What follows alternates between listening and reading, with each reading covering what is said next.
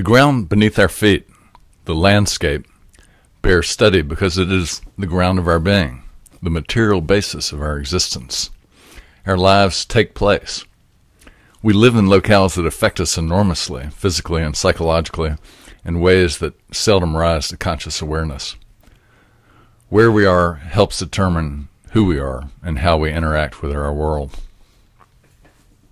The Woolen Mills Village is located 23 miles northwest of the point of Fork, the confluence of the James and the Rivanna Rivers just pictured. The village is cradled in a bend in the Rivanna at the point where the river cuts through the southwestern mountains at the base of Monticello. The mill's located here to take advantage of the water's power. Geography suggested the location, topography made it so. For thousands of years, indigenous people had lived hereabouts. They fished, hunted, cultivated corn, beans, and squash. They gathered wild foodstuffs and buried their dead. From the South Fork Dam east along the Rivanna, there is abundant evidence of Monacan villages, as any local farmer or housing developer can tell you. This evidence continues all the way to the Rivanna's juncture with the James. Early colonists planted and cleared Indian fields. The earliest known enterprise on the Woolen Mills site was a grist mill built in 1795. Around 1820, Charlottesville gave its port on the Rivanna the name Piraeus, after the port city of Athens. The Rivanna provided the mill operational power and a medium for transporting finished product downstream to Richmond.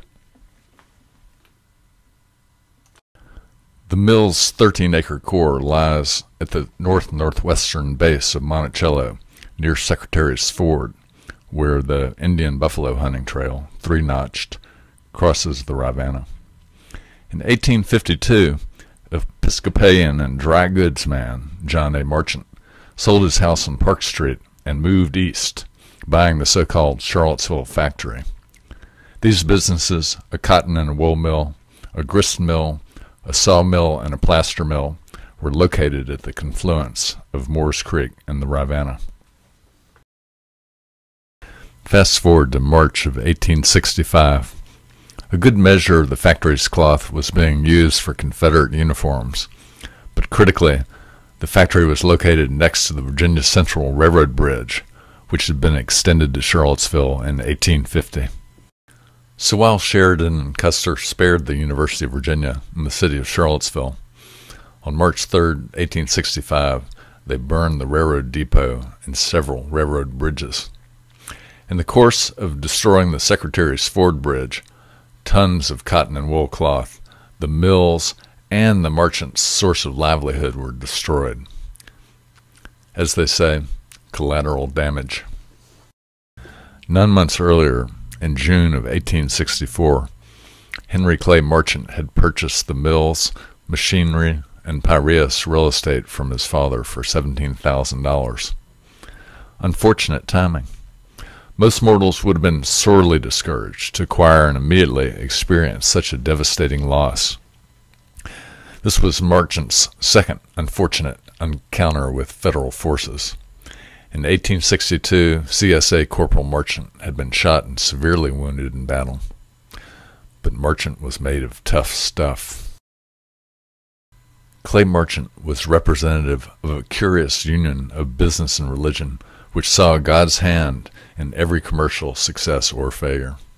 A contemporary wrote, "He conscientiously believes that whatever success he's achieved is due to the guidance of an overruling providence, and that it is his solemn duty to point others to the divine pilot." Following the conflagration, Marchant considered downscaling his vision for the mills, making only the modest outlay necessary for a grain mill. But Marchant saw opportunity in the cleansing by fire. Fire cleared the table. It freed him from being a sawyer and a miller, and allowed Clay to concentrate on cloth. In 1868, the Woolen Mills was incorporated as a stock company for the manufacture, purchase and sale of woolen, cotton, silk, and other fabrics. Adversity would visit Clay Marchant's woolen mill repeatedly, but in each instance he responded in a way that first secured the well-being of his workers, and secondary to that, the well-being of the Woolen Mills investors.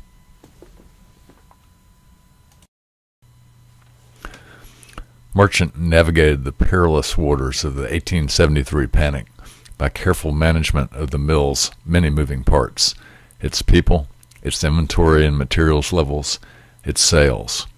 He kept his labor force fed and together. Woolen Mills president Thomas Jefferson Randolph credited this achievement to our superintendent, a man in the prime of life with skill, capacity, energy, and integrity, whose fortunes are indissolubly staked on the success of the Charlottesville Woolen Mills. And so Marchant built. In the year of the mill's incorporation, there were 20 employees. 12 years later, that number had tripled, while the company was housing 82% of its workforce. The workers were an agrarian population on the move, displaced by events following the Civil War, by crop liens, by fence laws and taxes, by a devastated economy. They were drawn by the experience of friends and family before them, drawn by the promise of work, and by the security of safe harbor in the storm. Following Randolph's death in 1875, Clay became a trinity of sorts. He was president, superintendent, and general manager. Marchant adapted and innovated apace. The mills were charting a new course, specializing in finer products, uniform cloth, and cashmeres.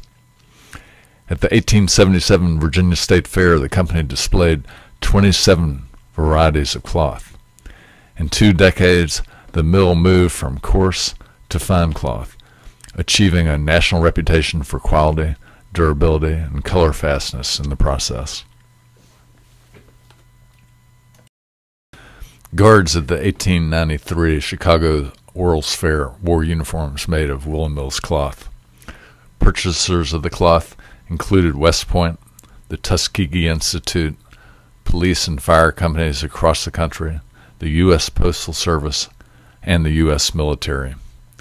Charlottesville owned the uniform cloth market. Rooted at the confluence of Moores Creek and the Rivanna River, with Woolen Mills Road as its axis, the village grew west toward Charlottesville. The mill village was a place of marked residential stability. People migrated in, rented, married, bought land, planted trees, made children, built houses, and tended to stay put. In 1918, the U.S. Department of Labor statistics cite 126% as the average annual labor turnover in the textile business. That same year, the turnover at the Woolen Mills was 21%. In 1885-86, portions of the farm, Nicholas Merriweather's property, north and south of the Woolen Mills Road were subdivided. In the 40 years following, residential growth of the Woolen Mills Village took place on these lots. In December 2009, an 80-acre section of the Woolen Mills Village was added to the Virginia Landmarks Register. In 2010, the Woolen Mills Village was added to the National Register of Historic Places. About these designations, the state says, historic properties give communities a sense of identity and stability, adding richly to their quality of life. These historic places, the houses, stores, train stations, warehouses, iron furnaces, canals, landscapes, and bridges, are woven into the fabric of our daily lives. They are what shapes the unique character and spirit of each community. Together, they define this place we call Virginia and us as Virginians.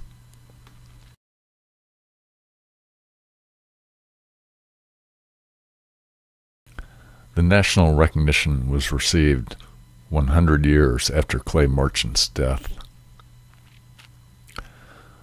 What is the nature of the armature that has supported this persistent community? Historian Andy Myers advances the idea that the Union Chapel contributed to the stability of the Woolen Mills Village.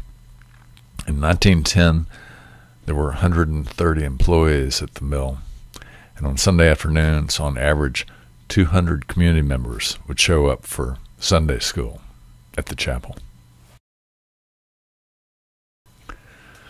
Sunday school wasn't church. It consisted of an opening hymn and a prayer. Then those assembled would break into 12 groups for an assigned Bible study lesson, with the Woolen Mills departmental foreman assuming a key leadership role. The Sunday school and chapel were part of the social armature. Residents of the Woolen Mills walked to school, work, chapel, recreation. They walked to the store, they walked to the cemetery, all within the boundaries of their neighborhood. They milked cows, they fielded a baseball team, they fished and swam, they slaughtered hogs. They worked together, they had picnics, they left their doors unlocked, they raised orphan children. The Sunday school sent money to hungry people overseas. They grew vegetables, they married, they caroused, they canned, and they looked out for one another, kith and kin. The first job every day was to look in on the old people. They sat on their porches, they stood for photographs. The community was unified by kinship, ritual, work, custom, and agrarian traditions. This was a powerful social armature.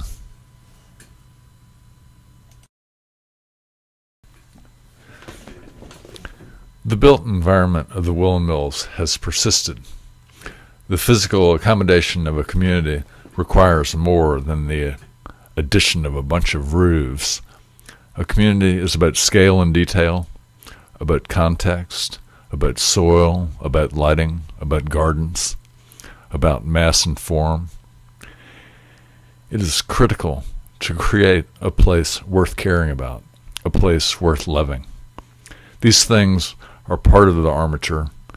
They lend stability. In a living neighborhood, our homes are more than storage places for isolated individuals. They are a part of the larger community. They relate a narrative about us and about our predecessors. The architectural cohesion of the Woolen Mills was facilitated by resident builders and by the slow organic growth of the neighborhood.